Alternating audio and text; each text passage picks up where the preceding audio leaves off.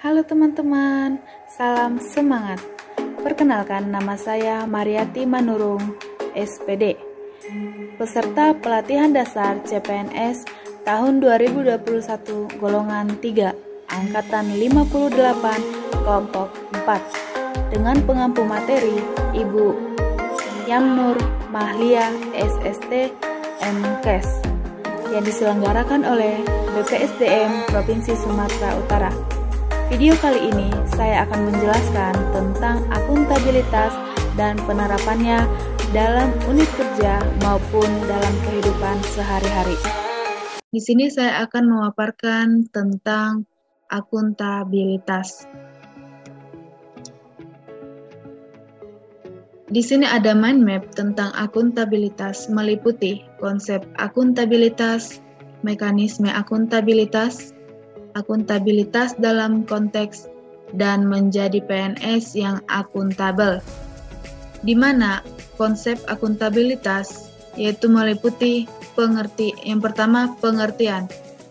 Pengertian dari akuntabilitas yaitu kewajiban ataupun tanggung jawab. Yang kedua, aspek-aspek akuntabilitas ada 5. Yang pertama, akuntabilitas adalah sebuah hubungan. Yang kedua, berorientasi pada hasil. Yang ketiga, membutuhkan adanya laporan.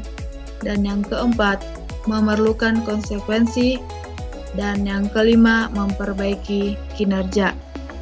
Yang ketiga itu ada akuntabilitas publik. Itu terbagi dua, yaitu horizontal dan vertikal. Di mana horizontal itu bertanggung jawab kepada masyarakat luas, sedangkan vertikal itu bertanggung jawab kepada otorita yang lebih tinggi. Yang keempat itu tingkatan akuntabilitas. Di sana ada gambar piramid tentang tingkatan akuntabilitas, di mana yang paling bawah itu akuntabilitas personal. Kemudian tingkat kedua yaitu akuntabilitas individu. Kemudian ketiga akuntabilitas kelompok. Keempat, itu akuntabilitas organisasi, dan yang paling tinggi yaitu akuntabilitas stakeholder.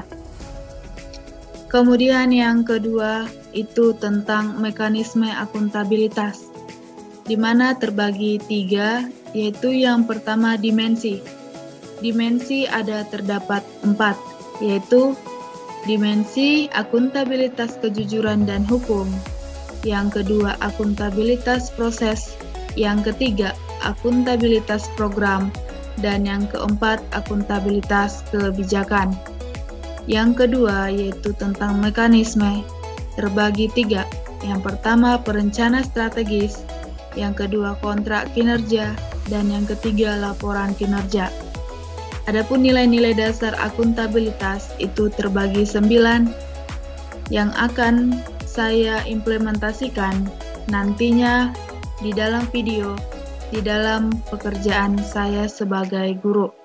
Di situ ada 9, yang pertama kepemimpinan, kedua transparansi, ketiga integritas, keempat tanggung jawab, kelima keadilan, 6 kepercayaan, 7 keseimbangan, 8 kejelasan, dan yang terakhir konsistensi. Bagian ketiga yaitu akuntabilitas dalam konteks. Itu ada terbagi 4, yaitu yang pertama transparansi dalam akses informasi, yang kedua praktek curang dan korupsi, yang ketiga penyimpanan dan penggunaan data informasi pemerintah, dan yang terakhir konflik kepentingan. Menjadi PNS yang akuntabel itu memiliki ajas kebijakan dan manajemen ASN.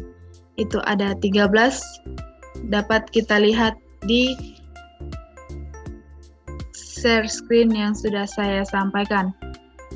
Kemudian, PNS yang akuntabel yaitu mampu mengambil pilihan yang tepat ketika terjadi konflik, tidak terlibat dalam politik, praktis, melayani warga secara adil dan konsisten dalam menjalankan tugas dan fungsinya. Perbedaan akuntabilitas dan responsibilitas. Akuntabilitas yaitu kewajiban pertanggungjawaban yang harus dicapai, sedangkan responsibilitas yaitu kewajiban untuk bertanggung jawab. Ada 5 langkah dalam framework akuntabilitas. Yang pertama, tentukan dulu tujuan dan tanggung jawab. Yang kedua, rencanakan apa yang akan dicapai atau apa yang akan dilakukan untuk mencapai tujuan. Yang ketiga, lakukan implementasi monitoring kemajuan. Keempat, berikan laporan secara lengkap setelah kita melakukan implementasi monitoring tadi. Dan yang terakhir, berikan evaluasi dan masukan perbaikan dari implementasi yang sudah kita lakukan. Di sini saya akan memaparkan dan menunjukkan itu beberapa video contoh yang saya lakukan untuk penerapan nilai-nilai dasar akuntabilitas pada unit organisasi. Yang pertama itu mendamaikan anak yang sedang berantem, ini menunjukkan nilai kepemimpinan. Yang kedua, datang dan pulang tepat waktu serta menyapa rekan kerja. Ini merupakan contoh nilai dasar sikap disiplin dan menunjukkan sikap konsisten dalam menjalankan tugas.